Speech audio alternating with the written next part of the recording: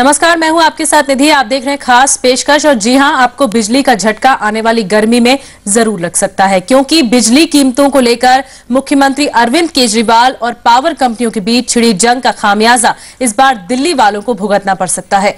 Consultancy firm PwC की report के मुताबिक इस बार गर्मियों में राजधानी की बिजली की किल्लत और बढ़ सकती है। बिजली होगी गुल, नहीं चलेगा पंखा, कैसे कटेगी गर्मियां। और कैबिनेट मीटिंग में यह तय किया गया कि जो 0 से 200 यूनिट कंजम्पशन करते हैं और 201 से 400 यूनिट तक कंजम्पशन करते हैं, उनके रेट आधे किए जाएंगे। उनको एक तरह से 50% सब्सिडी दी जाएगी।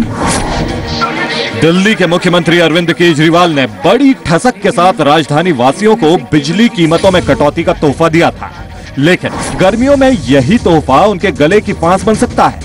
कंसल्टेंसी फर्म PwC की रिपोर्ट की माने तो इस बार गर्मियों में दिल्ली वालों को बिजली की भारी कटौती का सामना करना पड़ सकता है।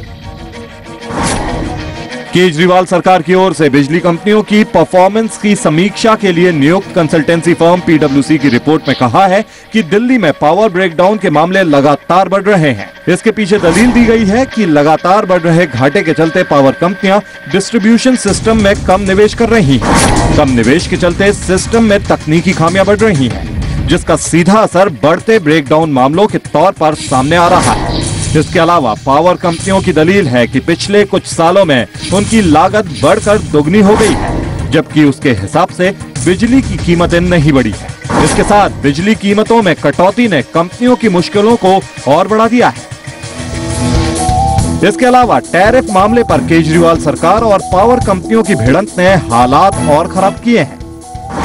सूत्रों के मुताबिक इस बार गर्मियों में बिजली की मांग पूरी करने के लिए एडवांस प्लानिंग ही नहीं की गई है। सूत्रों के मुताबिक दिल्ली सरकार हर साल दिसंबर-जनवरी में पावर जनरेशन और डिस्ट्रीब्यूशन कंपनियों के साथ बैठकर गर्मियों में बिजली सप्लाई की प्लानिंग करती थी, लेकिन फिलहाल अभी तक इस बारे में कोई प्लानिंग नहीं की गई है।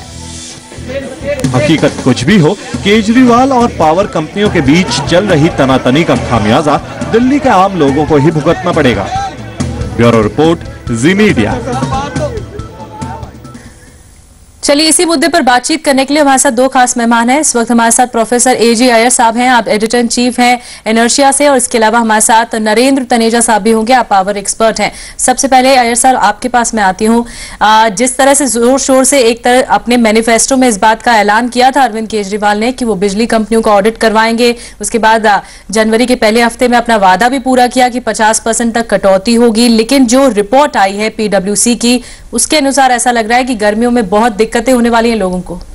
ये तो होना ही था, क्योंकि सबसे पहले तो केजरीवाल साहब के पास कोई कॉन्स्टिट्यूशनल राइट नहीं है, और ये दिल्ली इलेक्ट्रिसिटी रेगुलेटरी कमीशन का ही राइट है कि वो टैरिफ को कम कर सकती है।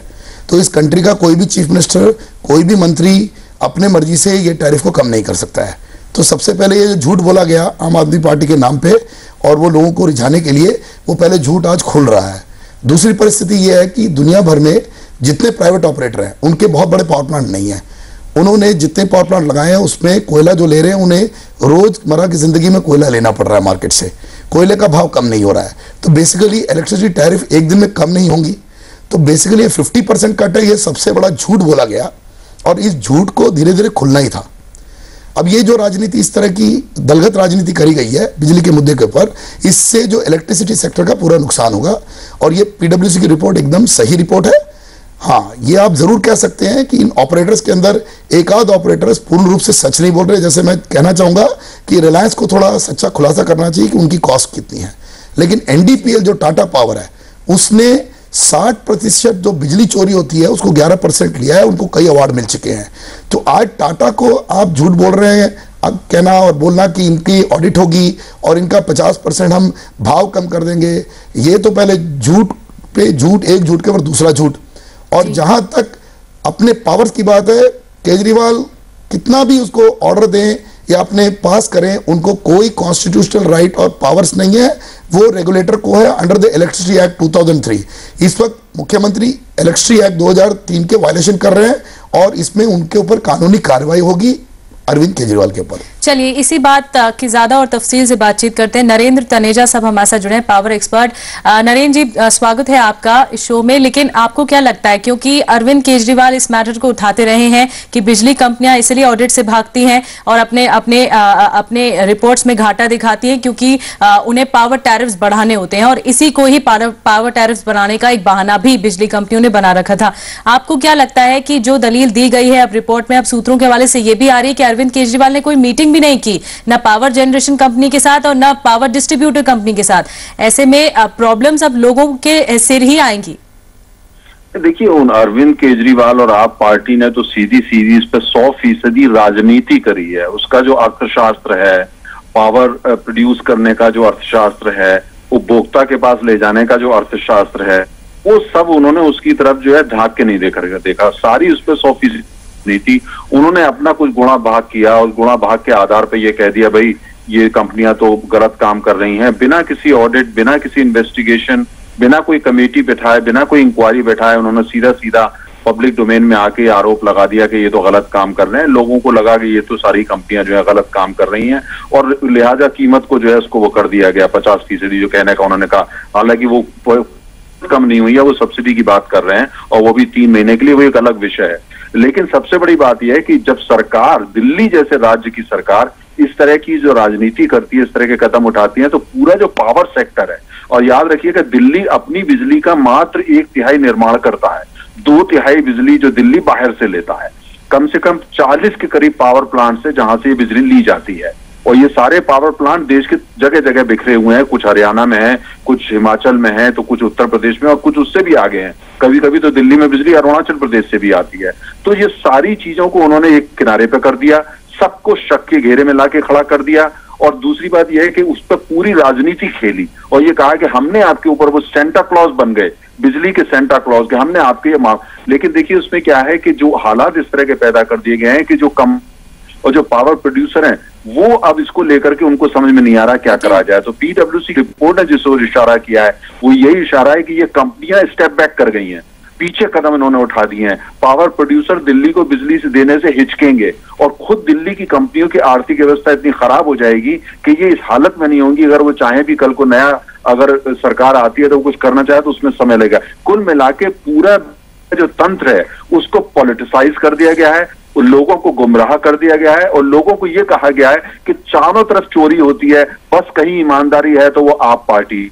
तो आप पार्टी को मुझे लगता है या तो बिजली के अपने कारखाने बनाने पड़ेंगे या कुछ करना पड़ेगा। लेकिन जो बिजली सेक्टर है, पावर सेक्टर, जिससे लोगों को मतलब है, लोगों को पॉलिटिकल पार्टी नहीं, लोगों को बिजली से मतलब है, और बिजली जो कौन देगा, बिजली उद्योग देगा, वो सब में जो है इतना पॉलिटिसाइज हो गया है कि वो चारों तरफ आप ये देखेंगे आने वाले गर्मियों के अंदर, आने वाले समय के अंदर वहां आम जनता को, इसी उपभोक्ता को बहुत दुख तकलीफ देनी पड़ेगी। और जो वो 4-4, 5-5 घंटे वाले समर में आपको बिजली उपलब्ध बिल्कुल, लोगों को सियासत से क्या मतलब, और लोगों को तो ये चाहिए कि उनके घर में बिजली ब्रेकडाउन ज्यादा नहीं होना चाहिए। और अब मुसीबत ये आने वाली है दिल्ली वासियों के लिए आने वाली गर्मी में कि बिजली ब्रेकडाउन ज्यादा होगा, क्योंकि बिजली कंपनियां इस बात की दलीलें ये भी दे रही हैं कि इन्वेस्टमेंट के लिए उनके पास पैसा नहीं है, क्योंकि वो डिफॉल्ट, क्योंकि उनके पास पैसों की कमी है और लगातार इसी शॉर्टेज की वजह से उनके पास डिस्ट्रीब्यूशन सिस्टम को सुधारने के लिए पैसा नहीं। दिल्ली वासी क्या कह रहे हैं, हमने जानने की प्रतिक्रिया, उनसे जानने की कोशिश की, सुनाते हैं आपको दिल्ली वासियों की प्रतिक्रिया क्या है। बिजली का खर्च इतना ज़्यादा है, इनकम कम है, तो कटौती तो होना ही होना है। बिजली चोरी भी होगी, कटौती भी होगी, बिजली पूरी भी नहीं होगी। जब बिजली कंपनी को फायदा नहीं होगा तो वो बिजली कहाँ से देगा? आपस का ही इनका वो है, एक दूसरे को बदनाम करने की बात है, कुछ नहीं है। ठीक है, मेन चीज जब जैसे इनका ऑडिट की बात आई थी ना, ऑडिट करने से मना करते हैं। जब तक ये मसला पूरा सॉल्व नहीं होता तब तक ये ऐसे ही चलेगा। ये पूरी तरह से मैनिपुलेटेड है, बिजली कंपनियों की एक सोची समझी चाल है, साजिश है, और बिजली की कहीं कोई कमी नहीं है। ये इंक्वायरी कराने की वजह से एक तो इंक्वायरी में ये लोग फंसेंगे। ऐसा तो कुछ नहीं होने को है, ये एक दूसरे की बस प्रॉब्लम क्रिएट कर रहे हैं कि ये हो जाएगी वो हो जाएगी। ऐसा कुछ प्रॉब्लम होने वाली नहीं है, सिर्फ ये पॉलिटिक्स का मामला है और कुछ नहीं है। अय्यर साहब, लोग तो समझते हैं ये सियासत है, लेकिन ये होगा कैसे? जो वादे किए हैं अरविंद केजरीवाल की सरकार ने कि 50% टैरिफ कट होगा, गर्मियों में तो और मुसीबत बढ़ेगी जैसा कि आप कह रहे थे, अब कैसे समझ में आएगा? इन्वेस्टमेंट ऑलरेडी लेस है बिजली कंपनियों के भीतर और आगे पैसा भी नहीं है, तो कैसे इन्वेस्टमेंट होगा? लोगों को कैसे फायदा मिल पाएगा? देखिए, आज ही मैंने सुबह दिल्ली में सेमिनार किया है इन मुद्दों के ऊपर, आपके स्टूडियो में आने से पहले, और उसमें हमारे जो जितने दिग्गज आए उसमें एक ही बात आई कि आज 80 गीगावाट का पूरे देश में शॉर्टफॉल है। इसमें मुंबई एमएमआर और दिल्ली एनसीआर, इन दोनों के खुद के शॉर्टफॉल कितने हैं? इन दोनों के शॉर्टफॉल 3-3, 4-4 गीगावाट के हैं। अब ये आप ना तो नया प्लांट बनाना चाहते हैं और एग्जिस्टिंग प्लांट में आप इस तरह की पॉलिटिक्स कर रहे हैं, तो ये बिजली आपको ये कंपनियां देना बंद कर देंगी गारंटीड, और यहाँ पावर कट और लोड शेडिंग आ जाएगा। और ये भी ध्यान रखिए, जो बिजली उत्पादन हो रहा है, जिनसे आप बिजली नहीं ले रहे हैं, वो दूसरे राज्यों को देंगे जो बिजली के पैसे देंगे, तो दिल्ली का नुकसान होगा, दूसरे राज्यों को फायदा होगा। तो बहुत केयरफुल रहना है। दिल्ली हमारी भारत की राजधानी है, ये केवल दिल्ली वासियों की नहीं है, ये हमारी इज्जत है, और इस इज्जत का फालूदा निकालने का काम किया जा रहा है। लेकिन किया क्या जाना चाहिए? सोल्यूशन कैसे निकलेगा? सोल्यूशन सिंपल है मैडम, मैं ये बोलना चाहता हूं आपके चैनल के द्वारा कि इस वक्त जो रेगुलेटर है उसको स्टेप इन करना चाहिए, क्योंकि उसके पास पावर्स है अंडर द इलेक्ट्रिसिटी एक्ट, वो जा सकता है ट्राइब्यूनल में अपील कर सकता है और इस मैटर को कोर्ट तक जा सकता है, और सुओ मोटो कोर्ट कॉग्नाइजेंस ले सकती है, और केजरीवाल और इस टीम को और मुख्यमंत्री को झटका दे सकती है बाई नोटिफिकेशन कि आप दिल्ली के साथ इस तरह का झूठ करके खेल नहीं सकते। आप इलेक्ट्रिसिटी एक्ट 2003 का वायलेशन कर रहे हैं। अगर आपने ये रास्ता नहीं छोड़ा तो हमें कोई चारा नहीं है then to take other legal actions against you for misleading the people and trying to play with fire.